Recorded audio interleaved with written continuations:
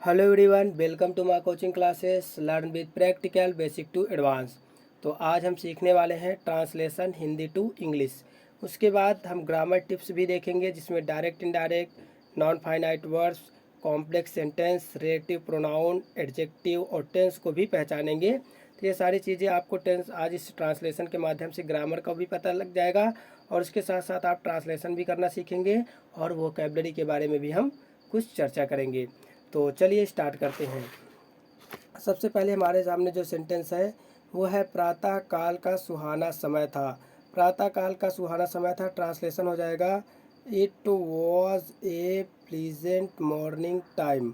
ठीक है, तो आपको यहाँ पे हो जाएगा it was a pleasant morning time, प्रातः काल का सुहाना समय था। तो आपको पता है कि कभी भी आपको कोई मौसम बताना हो, वेदर हो, या फिर आपको टाइम बताना हो, टेम्परेचर बताना हो, दूरी बताना हो और वहाँ पर आपको सब्जेक्ट ना मिल रहा हो तो वहाँ पर सब्जेक्ट के रूप में इट का प्रयोग किया जाएगा। तो यहाँ पे इट आ जाएगा क्योंकि यहाँ पे कैसे समय कैसा है उसके बारे में बताया जा रहा है, इसलिए यहाँ पे इट आया है। इट आया है तो वहाँ पे सिंगुलर वर्ब का प्रयोग किया जाएगा, इसलिए उसके साथ वाज आया है। और क्यों? क्योंकि ये सिंपल पास्ट है।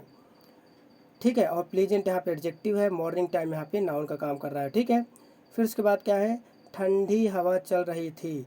तो क्या हो जाएगा इसका translation, the cool bridge was blowing. ठीक है, तो ठंडी हवा चल रही थी, आपको पता है पास्ट कंटिन्यूअस टेंस है। ठीक है, और हवा कैसे, ठंडी हवा चल रही थी तो ये जो मूव हो रही थी वो क्या चीज़ मूव रही थी, कूल ब्रीज। ठीक है, यहाँ पे ये सब्जेक्ट हो जाएगा।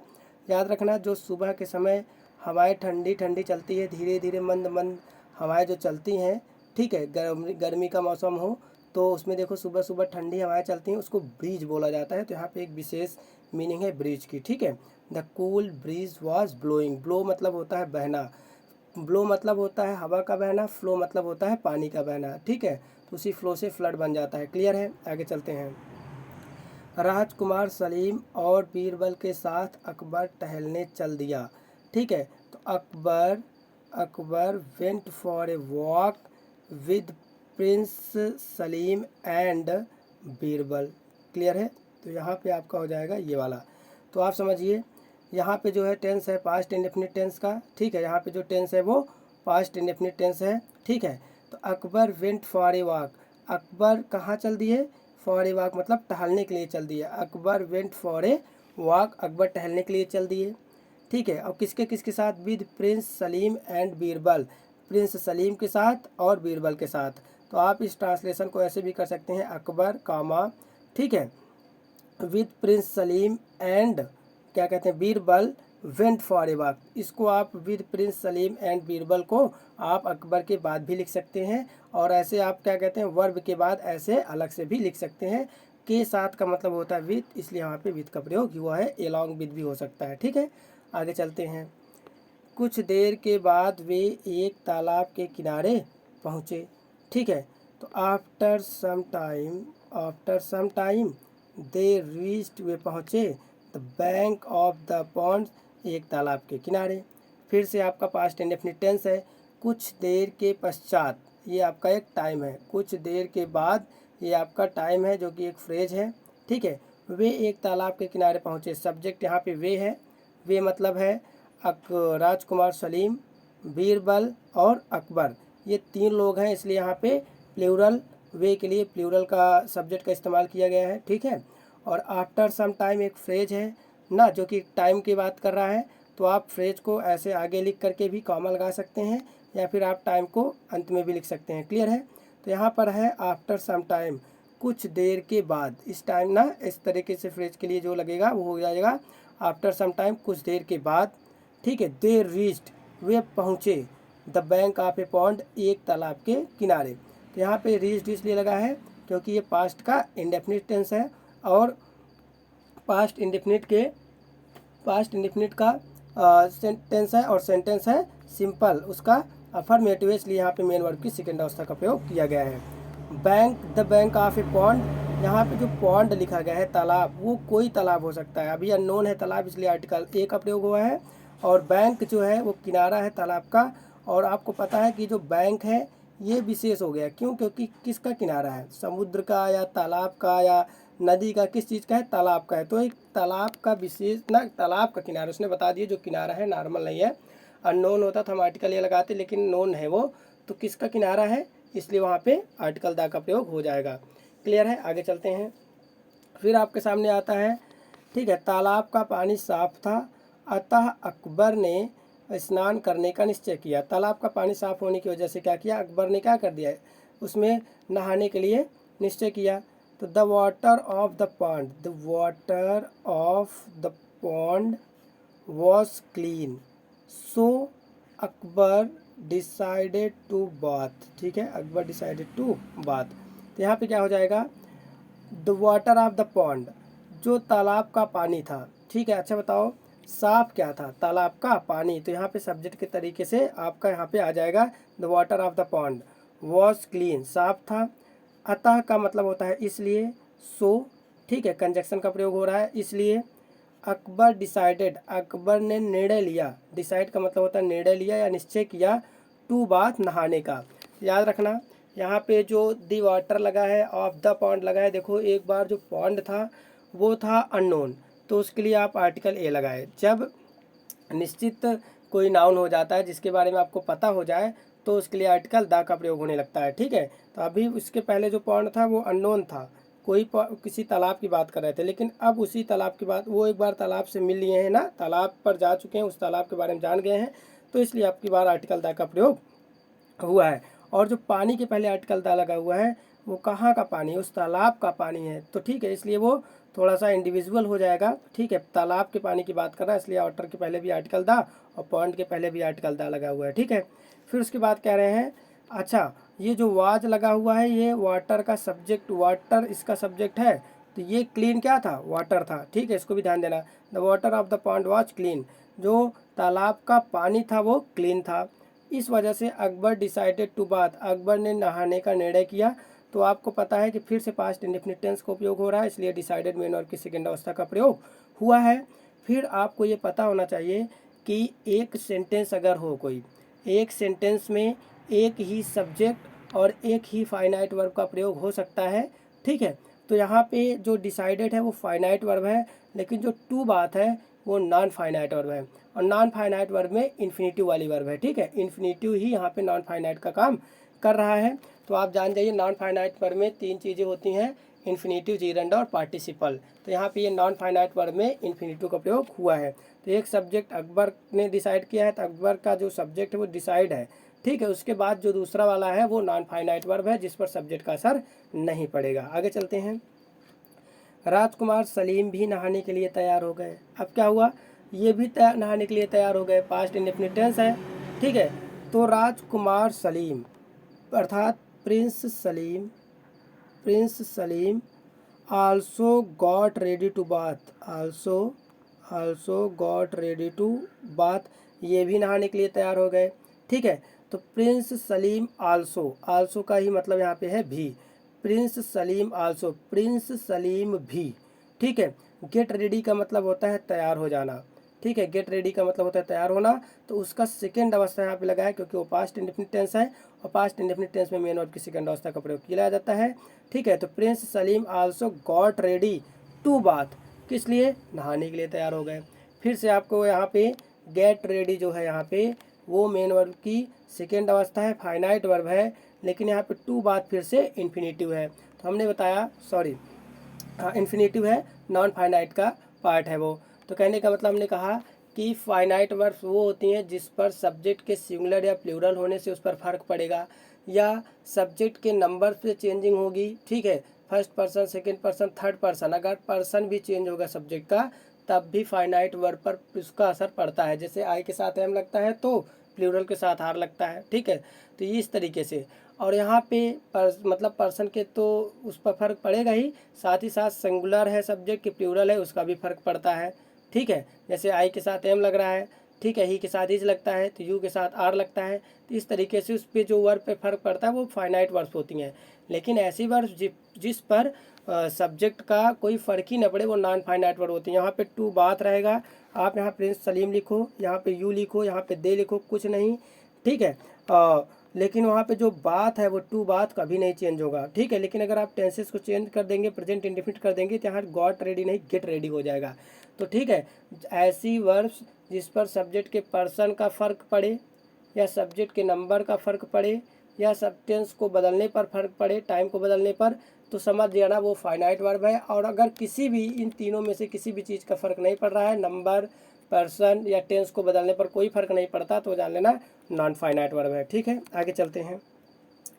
उन्होंने अपने कपड़े उतारे और बीरबल को दे दिए, जो उस समय स्नान नहीं करना चाहता था, ठीक है। तो उन्होंने अपने कपड़े उतारे और बीरबल को दे दिए। दे पुट ऑफ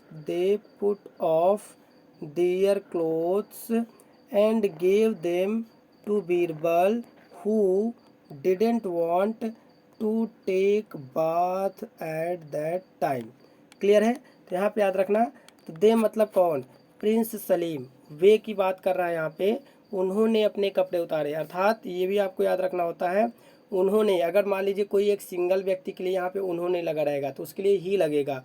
लेकिन यहाँ पे जो उन्होंने है, यहाँ पे दो व्यक्तियों ने कपड़े उतारे हैं, एक तो अकबर हो गया और एक प्रिंस सलीम, दोनों लोगों ने अपने कपड़े उतारे हैं। तो यहाँ पे जो उन्होंने है वो प्लूरल माना जाएगा, इसलिए यहाँ पे दे का प्रयोग होगा। तो दे और कपड़े उतारने को पुट ऑफ या टेक ऑफ बोल देते हैं, ठीक है। तो आप ना, क्या ये फ्रेजल वर्ब है, यही आपका फ्रेजल वर्ब है। फ्रेजल वर्ब के बारे में आगे आपको बता रहे हैं, ठीक है।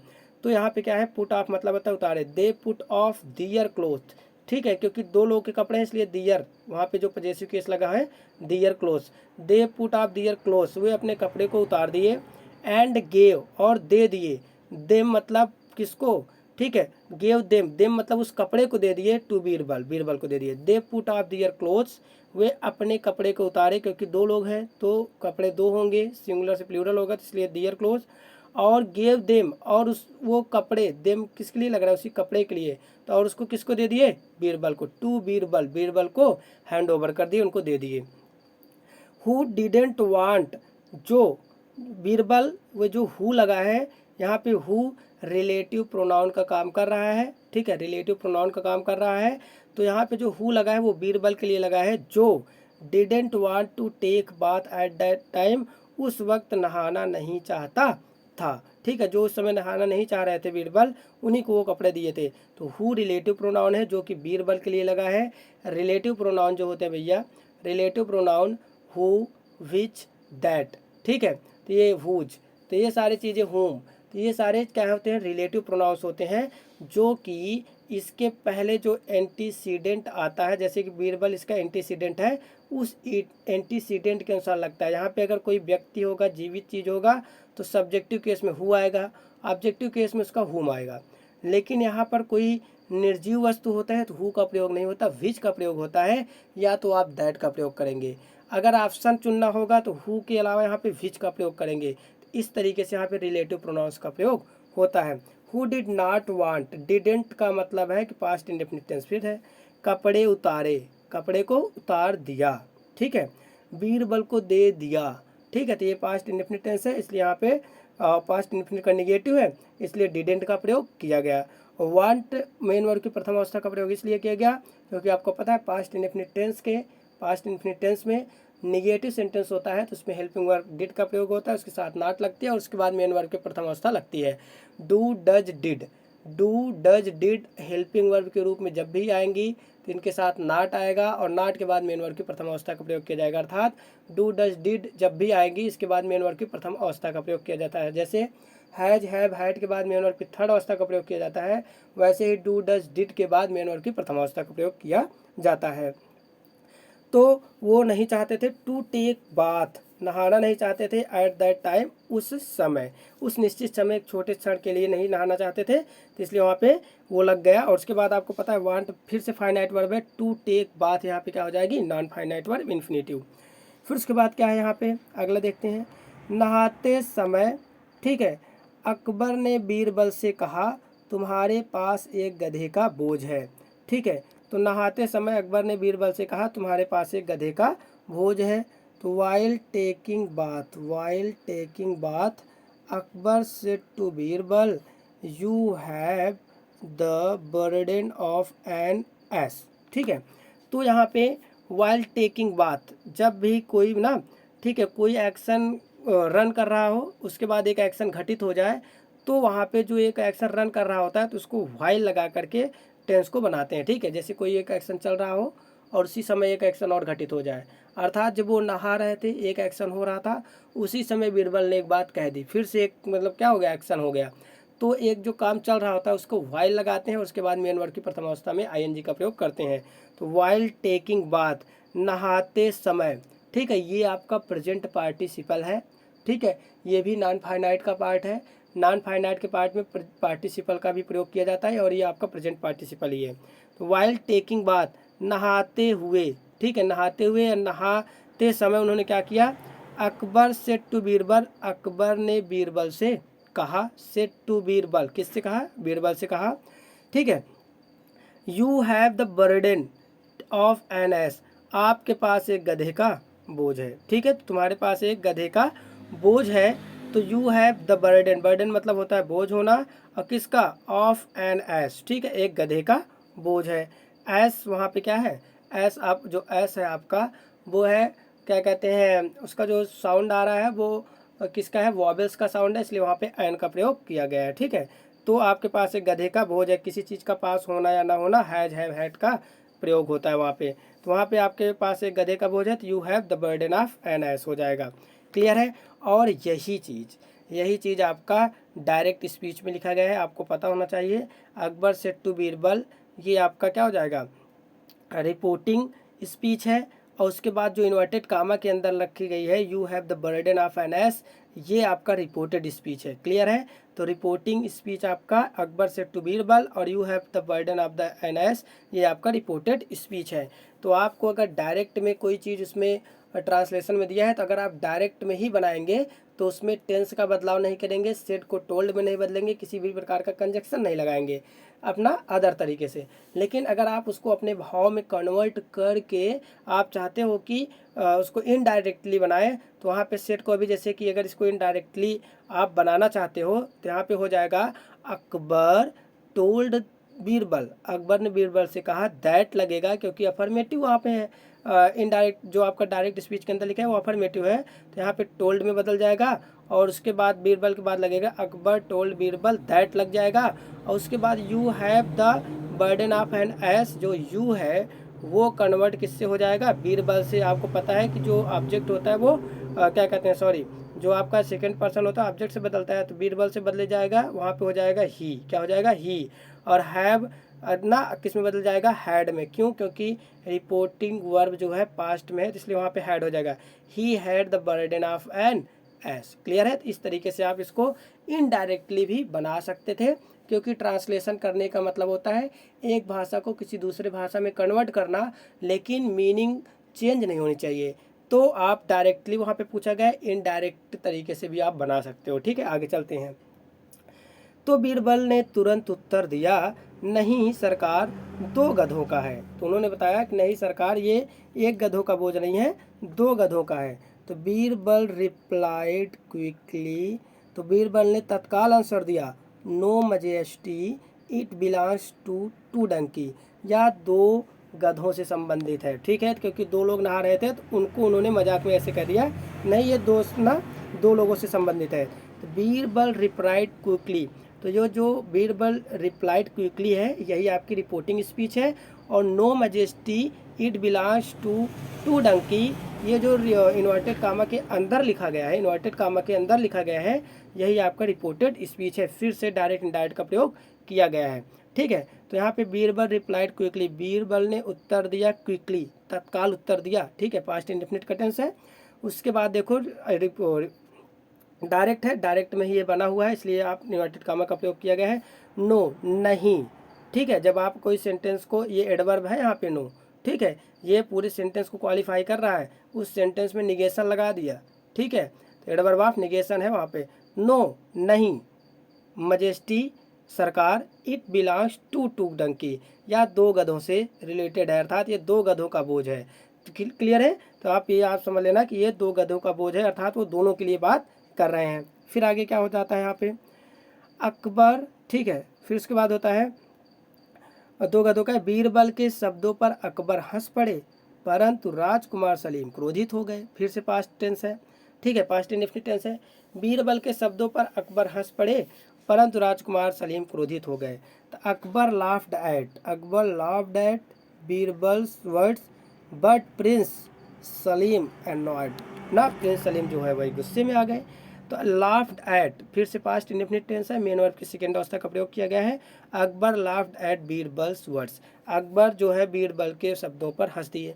लाफ्ड के साथ प्रीपोजिशन एट का प्रयोग किया जाता है, किसी के ऊपर हंसना अर्थात किसी को टारगेट करके हंसना। तो टारगेट किसी चीज़ को करेंगे तो ऐट का प्रयोग वहाँ पे होता है। तो वो बीरबल के ऊपर हंसे, बीरबल के शब्दों पर हंसे, इसलिए वहाँ पे ऐट का प्रयोग होगा। तो Akbar laughed eight, fix preposition है लाफ्ड के साथ ऐट का प्रयोग होना। तो लाफ्ड एट बीरबल्स वर्ड्स, वो उनके शब्दों पर तो हंस दिए। जो उन्होंने वर्ड्स का मतलब होता है जो उन्होंने इस्तेमाल किया कि ये दो गधों का है। बट प्रिंस सलीम एनॉयड, लेकिन प्रिंस सलीम क्या हो गए, एनॉयड हो गए। पास्ट इंडेफिनिट ये भी टेंस होगा, ठीक है। एनॉयड मतलब होता है गुस्सा हो जाना। तो इस तरीके से आप देख पा रहे होंगे कि किस तरीके से टेंसेस का प्रयोग हो रहा है। आपके ट्रांसलेशन अगर आप करना चाहते हैं तो आपको सबसे ज़्यादा मीनिंग की ज़रूरत पड़ेगी, मीनिंग को आपको आना चाहिए।